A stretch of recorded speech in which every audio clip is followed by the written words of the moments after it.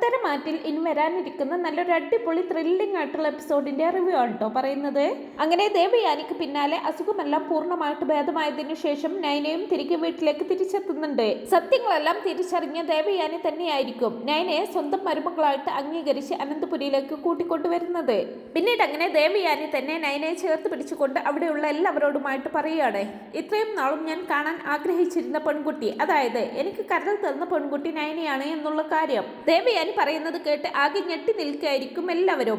ദേവയാനി നയനയെ സ്നേഹിക്കുന്നത് കാണുമ്പോൾ അനാമികക്കൊക്കെ ഭയങ്കര കുശുമ്പായിരിക്കും. അനാമിക രേവതിയോടായിട്ട് പറയുന്നുണ്ട്, അവളാണല്ലോ വല്യമ്മക്ക് കരൾ കൊടുത്ത് സഹായിച്ചത്, വെറും കള്ളിയാണ് അവള്, മനഃപൂർവ്വം ചെയ്തതായിരിക്കും അവളിത്.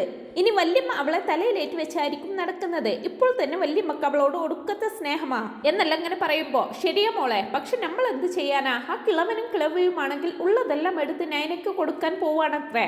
ഉടനെ തന്നെ വേണുവും പറയുന്നുണ്ട്, അതെ മോളെ, നമ്മുടെ പരാജയമാണ് ഇത്. അന്ന് ഞാൻ പറഞ്ഞത് മോൾ അനുസരിച്ചിരുന്നെങ്കിൽ, ദേവയാനിക്ക് മോൾ കരൾ കൊടുത്തെങ്കിൽ ഇപ്പൊ അതെല്ലാം നമ്മുടെ കയ്യിലിരുന്നേനെ.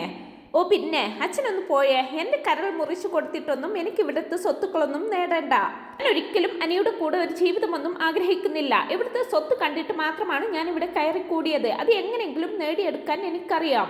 കരൾ കൊടുക്കാനാണെങ്കിൽ പുറത്തേക്ക് എവിടേക്കെങ്കിലും കൊടുത്താൽ പോരായിരുന്നോ? ലക്ഷങ്ങൾ പ്രതിഫലം കിട്ടുമായിരുന്നല്ലോ. ഞാൻ എന്തായാലും എന്റെ അവയവങ്ങളെല്ലാം മുറിച്ചു വിറ്റിട്ട് ഒന്നും നേടാനൊന്നും നിൽക്കില്ല. അവൾ എല്ലാവരെയും സോപ്പിട്ട് എല്ലാം അങ്ങ് നേടട്ടെ എന്നല്ലങ്ങനെ അനാമിക പറഞ്ഞു നിൽക്കുമ്പോഴായിരിക്കും നയന അതിലൂടെ വരുന്നത് അവർ കാണുന്നത്. നയനെ കാണുന്ന വേണു, ഹോ അപ്പൊ നീ ആയിരുന്നല്ലേ നിന്റെ അമ്മയമ്മക്ക് കരൾ കൊടുത്ത് സഹായിച്ചതെന്നൊക്കെ ചോദിക്കുമ്പോ നയന ഒന്നും മിണ്ടാതെ ഇങ്ങനെ നിൽക്കുകയാണ്. വേണുവേട്ടാ, ഇവൾ തന്നെയാണ് ദേവേച്ചിക്ക് കരൾ കൊടുത്തത്. എന്തെന്ന് വെച്ചാൽ ഇവൾക്ക് എല്ലാവരുടെയും പ്രീതി പിടിച്ചു പറ്റണ്ടേ, അതിനു വേണ്ടി ചെയ്തതായിരിക്കും. അല്ലാതെ അമ്മായിയമ്മയോടുള്ള സ്നേഹം മൂത്തിട്ടൊന്നും ആയിരിക്കില്ല ഇത് ചെയ്തത്. ദേവേച്ചി അവളെ സ്നേഹിക്കണ്ടേ, അതിലൂടെ ഇവിടുത്തെ സ്വത്തുക്കളൊക്കെ അടിച്ചു മാറ്റണ്ടേ, അതിനു വേണ്ടി ചെയ്തതായിരിക്കും. അത് ഏറെക്കുറെ ഫലം കണ്ടല്ലോ എന്നൊക്കെ പരിഹാസത്തോടെ പറയാണ് രേവതി. ആ സമയം നയന രേവതിയോടായിട്ട്, ദേ നിങ്ങൾ വെറുതെ ആവശ്യമില്ലാത്ത വർത്തമാനമൊന്നും പറയരുത്. നിങ്ങൾ പറയുന്നതൊന്നും മനസ്സിൽ പോലും കരുതാത്ത കാര്യമാണ്. അമ്മയുടെ ആ ഒരു അവസ്ഥയിൽ അങ്ങനെ ഒരു കാര്യം ചെയ്യേണ്ടത് എന്റെ ഉത്തരവാദിത്വമാണെന്ന് എനിക്കറിയാമായിരുന്നു. അതുകൊണ്ടാണ് ഞാനത് ചെയ്തത്. അല്ലാതെ ആരും അതിന് മറ്റൊരർത്ഥം കാണണ്ടെന്നൊക്കെ പറയാണ് നയന. അന്നേരം അനാമിക, ഓ പിന്നെ നിന്റെ ഉത്തരവാദിത്വത്തെ കുറിച്ചൊക്കെ എനിക്ക് നന്നായിട്ട് അറിയാമടി. അന്ന് ഞാൻ എന്റെ അച്ഛനോടും അമ്മയോടും വല്യച്ഛനോടും ഒക്കെ പറഞ്ഞതായിരുന്നു കരൾ കൊടുക്കാൻ ഞാൻ റെഡിയാണെന്ന്. പക്ഷെ ഞാൻ അന്ന് കൊച്ചു പെൺകുട്ടിയാണെന്നും പറഞ്ഞ് എല്ലാവരും എന്നെ മാറ്റി നിർത്തി. പകരം മറ്റൊരു പെൺകുട്ടി റെഡിയായി വന്നിട്ടുണ്ടെന്നും പറഞ്ഞു. ആ പെൺകുട്ടി അപ്പൊ നീ ആയിരുന്നല്ലേ? അപ്പൊ നീയും ആദർശേട്ടനും കൂടി കളിച്ച കളിയാണ് ഇത്. സ്വത്തുക്കളെല്ലാം നിങ്ങളുടെ പേരിൽ വരാൻ. എന്തൊക്കെ പറഞ്ഞാലും ഇവിടുത്തെ സ്വത്തുക്കൾ അടിച്ചു മാറ്റാൻ വേണ്ടി തന്നെയാണ് നീ ഇത് ചെയ്തത് അല്ലേ അച്ഛാന്നൊക്കെ പറയുകയാണ് അനാമിക. പിന്നല്ലാതെ മോൾ പറഞ്ഞത് തന്നെയാണ് ശരി. പക്ഷെ മോളെ, മോള് വിഷമിക്കൊന്നും വേണ്ട. ഇവിടുത്തെ സ്വത്തുക്കൾ എന്ന് പറയുന്നത് മോൾക്കും കൂടി അവകാശപ്പെട്ടത് തന്നെയാണ്. അല്ലാതെ വലിഞ്ഞു കയറി വന്ന് ആദർശിന്റെ ഭാര്യയായി മാറിയ ഇവൾക്ക് മാത്രം അവകാശപ്പെട്ടതല്ലോ എന്നൊക്കെ പറഞ്ഞ് അവരിങ്ങനെ തർക്കിച്ചുകൊണ്ടിരിക്കുകയാണ്. അപ്പോഴേക്കും അവിടുത്തെ ആ സംസാരമൊക്കെ കേട്ടുകൊണ്ട് മുത്തശ്ശനും മുത്തശ്ശിയും അവിടേക്ക് വരുന്നുണ്ട്. മുത്തശ്ശൻ ചോദിക്കുന്നുണ്ട്, എന്താ അനാമിക ഇവിടെ ഒരു പ്രശ്നം? നയന മോളുമായിട്ട് എന്താ ഒരു സംസാരം? അപ്പോ അനാമിക പറയാണ്, അത് പിന്നെ മുത്തശ്ശ, ഞാൻ നയനയോട് ചില കാര്യങ്ങളൊക്കെ ചോദിച്ചറിയുകയായിരുന്നു. കാര്യം വല്യമ്മക്ക് കരൾ കൊടുത്ത് സഹായിച്ചതൊക്കെ നയനയായിരിക്കും. പക്ഷെ വല്യമ്മക്ക് ഇങ്ങനെ ഒരു അവസ്ഥ വരാൻ കാരണക്കാരിയും ഇവൾ തന്നെയല്ലേ?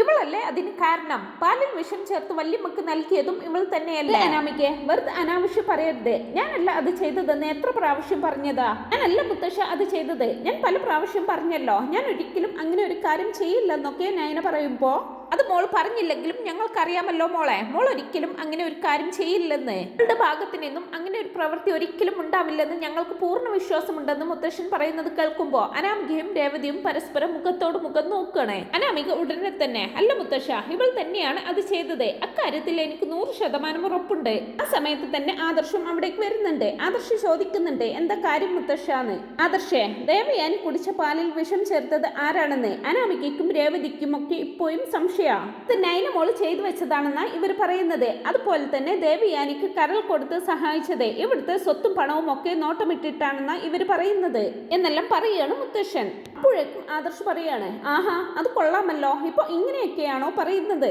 പാലിൽ വിഷം ചേർത്തത് ആരാണെന്നൊക്കെ ഞാൻ നല്ല വ്യക്തമായിട്ട് തിരിച്ചറിഞ്ഞിട്ടുണ്ട്. പക്ഷെ ഞാൻ അത് പറഞ്ഞില്ലെന്നേ ഉള്ളൂ. വെറുതെ ഈ കുടുംബത്തിൽ പ്രശ്നമുണ്ടാക്കി അനിയുടെ ജീവിതം തകർക്കണ്ടല്ലോ എന്ന് വിചാരിച്ചിട്ടാണ് ഞാൻ ഒന്നും മിണ്ടാതിരുന്നത്. അപ്പോഴേക്കും അനി പറയാണ്, അങ്ങനെയൊന്നും കരുതേണ്ട ആവശ്യമില്ല ഏട്ടാ. എന്റെ ജീവിതം തകരുമെന്നോർത്ത് ആദർശേട്ടൻ സത്യമൊന്നും പറയാതിരിക്കേണ്ട.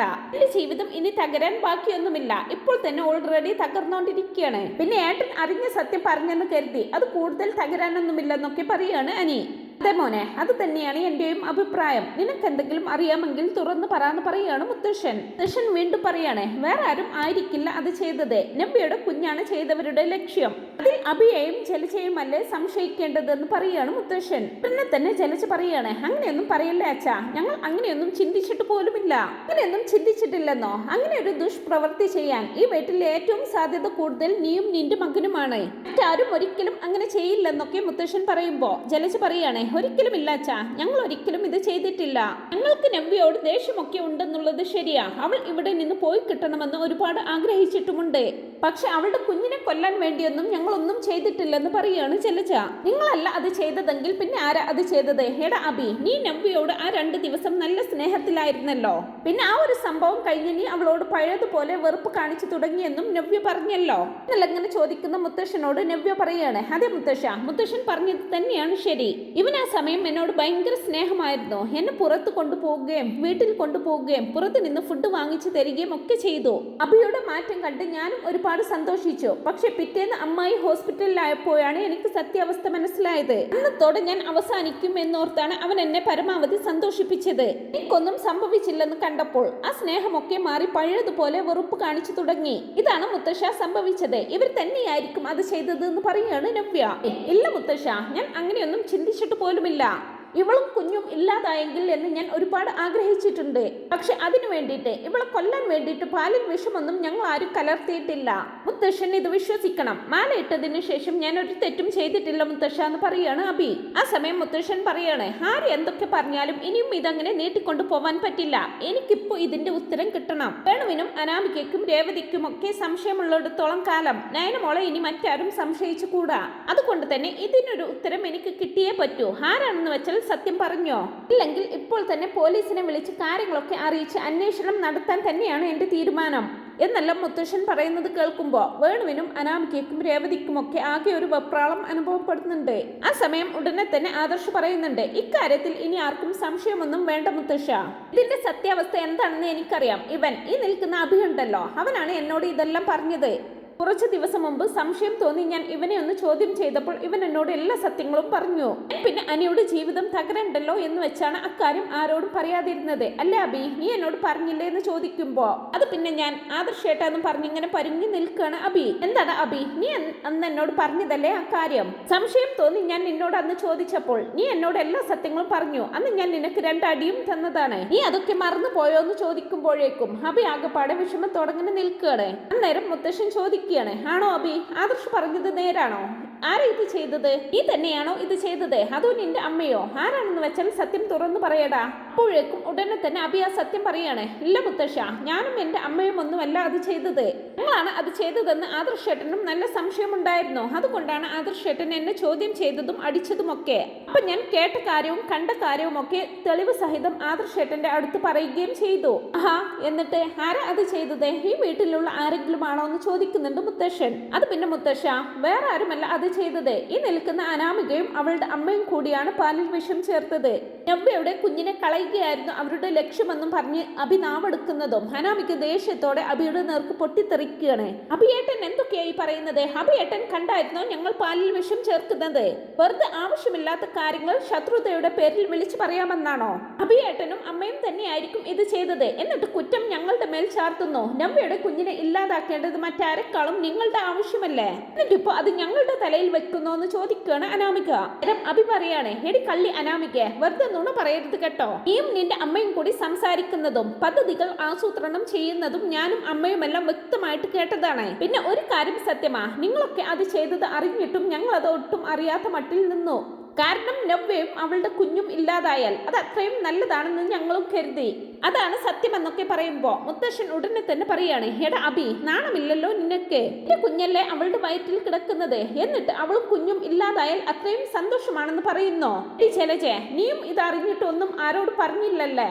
നിന്റെ മരുമക്കളല്ലേ അവളെ, അല്ലെങ്കിലും ഒരു കുഞ്ഞു ജീവനാണെന്ന് ഓർത്തുകൂടായിരുന്നോ? ഈ വീട്ടിൽ എത്ര കാലം കഴിഞ്ഞിട്ട് ഒരു കുഞ്ഞു പിറക്കാൻ പോകുന്നത്, അതെങ്കിലും നിനക്ക് ഓർത്തുകൂടായിരുന്നോ എന്ന് ചോദിച്ച് ജലജയുടെ കരണ്ട് മടിച്ച് പൊട്ടിക്കുന്നുണ്ട് മുത്തശ്ശൻ. അത് കണ്ട് മുത്തശ്ശിയും പറയുന്നുണ്ട്, ജലജ നീ ഇത്രയ്ക്കും ദുഷ്ടയായിരുന്നോ? നീയും ഒരു അമ്മയല്ലേടി? പാലിൽ വിഷം ചേർത്ത് നിന്റെ മരുമകളെയും കുഞ്ഞിനെയും കൊല്ലാൻ ഇവർ പ്ലാൻ ഇട്ടിട്ടും നീ അതൊന്നും ആരോടും പറയാൻ തയ്യാറായില്ലല്ലോ. നീയും നിന്റെ മകനും ഒക്കെ എന്ത് ജന്മമാ ജലജ? മനുഷ്യ ജന്മം തന്നെയാണോ നീയൊക്കെ?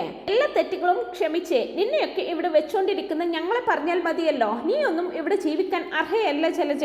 ഒരു സ്ത്രീ തന്നെയാണോ ജലജ? നിന്നെ ഇനി എന്റെ മുന്നിൽ കണ്ടുപോകരുതെന്നൊക്കെ പറയുകയാണ് മുത്തശ്ശിയും. ജലജയും അഭിയും ഒക്കെ ഒന്നും മിണ്ടാനാകാതെ തല കുനിച്ച് അവിടെ ഇങ്ങനെ നിൽക്കുകയാണ്. അനാമികയും രേവതിയും വേണുവും ഒക്കെ എല്ലാവരും സത്യങ്ങൾ അറിഞ്ഞതിന്റെ പേടിയോടെ ഇങ്ങനെ നിൽക്കുകയാണ്. രക്ഷപ്പെടാൻ എന്നോണം വേണു പറയുന്നുണ്ട്, ഞങ്ങൾ ആരുമല്ല ഇത് ചെയ്തത്. ആരെങ്കിലും ഒക്കെ പറയുന്നത് കേട്ട് എല്ലാ കുറ്റവും ഞങ്ങളുടെ തലയിൽ വെച്ച് തരാമെന്ന് ആരും കരുതണ്ട. ഇല്ലെങ്കിലും ഞങ്ങളുടെ അനാമിക മോള് ഇവിടെ വന്നപ്പോൾ തൊട്ട് എല്ലാവരും കൂടി അവളെ വിഷമിപ്പിച്ച് ഇവിടെ നിന്ന് ഇറക്കി വിടാനാണ് നോക്കുന്നത്. ഇതും ഈ പാവം എന്റെ മോളുടെ തലയിലേക്കാണ് നിങ്ങൾ എല്ലാവരും കൂടി വെക്കാൻ നോക്കുന്നത്. ഇപ്പൊ ഞങ്ങൾ പറയുന്നതായോ കുറ്റം? നിങ്ങൾ തന്നെയല്ലേ ഇക്കാര്യം ചെയ്തത്? അതിന്റെ എല്ലാ തെളിവുകളും ഉണ്ട്. അപ്പൊ എല്ലാ തെളിവുകളും എനിക്ക് തരികയും ചെയ്തിട്ടുണ്ട്. അതുകൊണ്ട് ഇയാൾ കൂടുതലൊന്നും സംസാരിക്കാൻ നിൽക്കേണ്ട. വീട്ടിൽ കയറി വന്ന് ഇങ്ങനെ ഒരു കാര്യം ചെയ്ത നിങ്ങളെ ആ നിമിഷം തന്നെ പോലീസിൽ ഏൽപ്പിക്കുകയായിരുന്നു വേണ്ടത്. പിന്നെ ഞങ്ങൾ അത് ചെയ്യാതിരുന്നത് അനിയുടെ ജീവിതത്തെ കുറിച്ച് ഓർത്തിട്ട് മാത്രമാണ്. എല്ലാം ആദർശ് പറയുമ്പോ വേണുവും എന്തോ പറയാനായിട്ട് മുന്നോട്ട് വരുന്നതും മുത്തശ്ശൻ മുന്നോട്ട് വന്ന് വേണുവിന്റെ കുത്തിന് പിടിക്കുകയാണ്. വേണു, നീ ഇനി ഒരക്ഷരം മിണ്ടിയാലുണ്ടല്ലോ. ഈ വീട്ടിലുള്ളവരോട് ഇങ്ങനെ ഒരു ക്രൂരത ചെയ്യാൻ നിനക്ക് എങ്ങനെ തോന്നി? നിന്റെ മകളെ കുറിച്ച് പോലും നീ ആലോചിച്ചോ? നിന്റെ മകളെ കല്യാണം കഴിപ്പിച്ചു വിട്ട വീടല്ലേ ഇത്? എന്നിട്ട് ഇവിടെയുള്ളവരോട് ഇങ്ങനെ ദുഷ്പ്രവൃത്തി ചെയ്യാനാണോ നീ നിന്റെ മകളെ പ്രേരിപ്പിക്കേണ്ടത്? നീ ഒരു നിമിഷം നീ ഇവിടെ നിൽക്കരുത്. നിന്റെ ഭാര്യയെയും മകളെയും കൂട്ടി ഇപ്പൊ തന്നെ ഇവിടെ നിന്ന് ഇറങ്ങിപ്പോയിക്കോണം. ചെയ്ത തെറ്റിന് മൂന്നിനെയും പിടിച്ച് ജയിലിൽ ഇടേണ്ടതാണ്. ഇനി ഒന്നും നോക്കിയിരുന്നിട്ട് കാര്യമില്ല. എന്റെ അനിക്ക് ഇങ്ങനെ ഒരു ദുഷ്ട മനസ്സുള്ള പെൺകുട്ടി ഇനി ഭാര്യയായിട്ട് വേണ്ട. അത് തന്നെയാണ് ഞങ്ങളുടെ എല്ലാവരുടെയും തീരുമാനം. ഇനി ഞാൻ ഇവളെ പുറത്താക്കുന്നതിൽ നിനക്കെന്തെങ്കിലും എതിർപ്പുണ്ടോ എന്ന് ചോദിക്കുമ്പോ, ഇല്ല മുത്തശ്ശ, എനിക്കൊരു എതിർപ്പുമില്ല, മറിച്ച് സന്തോഷമേ ഉള്ളൂ. അനാമികെ, മുത്തശ്ശനും കൂടി എല്ലാം അറിഞ്ഞ സ്ഥിതിക്ക് നീ ഇനി ഡിവോഴ്സിന് ഒരുങ്ങിക്കോ. വൈകാതെ തന്നെ ആ പേപ്പറിൽ നിന്നെ തേടിയെത്തുമെന്ന് പറയാണ് അനി. തുടർന്ന് എന്താ വേണു മടിച്ചു നിൽക്കുന്നത്? ഇറങ്ങാൻ പറഞ്ഞത് കേട്ടില്ലായിരുന്നോ? എന്റെ മോളെയും വിളിച്ചുകൊണ്ട് ഈ നിമിഷം ഇവിടെ നിന്ന് ഇറങ്ങിപ്പോയിക്കോണം. ഇനി പോകുന്നില്ലെങ്കിൽ പോലീസിനെ വിളിക്കാൻ എനിക്കറിയാം. അവരായിട്ട് നിങ്ങളെ കൂട്ടിക്കൊണ്ട് പോയിക്കോളും. അത് വേണോന്നൊക്കെ മുത്തശ്ശൻ ചോദിക്കുമ്പോ, വേണ്ട, വാ മോളെ നമുക്ക് ഇറങ്ങാമെന്നും പറഞ്ഞുകൊണ്ട് വേണു അനാമികയും കൂട്ടി നാണം കെട്ട് അവിടെ നിന്ന് പടിയിറങ്ങുകയാണ്. അങ്ങനെ അനന്തപുരിയിലെ എല്ലാവരും അനാമികയുടെ തനി നിറം തിരിച്ചറിയുകയാണ്. അങ്ങനെ മുത്തശ്ശൻ അടക്കം എല്ലാവരും അനാമികയുടെയും കുടുംബത്തിന്റെയും തനി കുണം തിരിച്ചറിയുന്നതോടുകൂടി അനിയും അനാമികയുമായിട്ടുള്ള ഡിവോഴ്സ് നടക്കുകയും കൂടാതെ ജോത്സ്യൻ പറഞ്ഞതുപോലെ അനിയുടെയും നന്ദുവിന്റെയും വിവാഹം നടക്കുകയും ചെയ്യുന്നുണ്ട്. അതിന് വെറുപ്പെല്ലാം മാറ്റിവെച്ച് ജാനകി തന്നെയായിരിക്കും മുൻകൈയെടുക്കുന്നത്. അപ്പോൾ ഈ റിവ്യൂ നിങ്ങൾക്ക് ഇഷ്ടപ്പെട്ടെങ്കിൽ വീഡിയോ ഒന്ന് ലൈക്ക് ചെയ്യാനും ചാനൽ ഒന്ന് സബ്സ്ക്രൈബ് ചെയ്ത് സപ്പോർട്ട് ചെയ്യാനും മറക്കല്ലേ friends. Thanks for watching my video.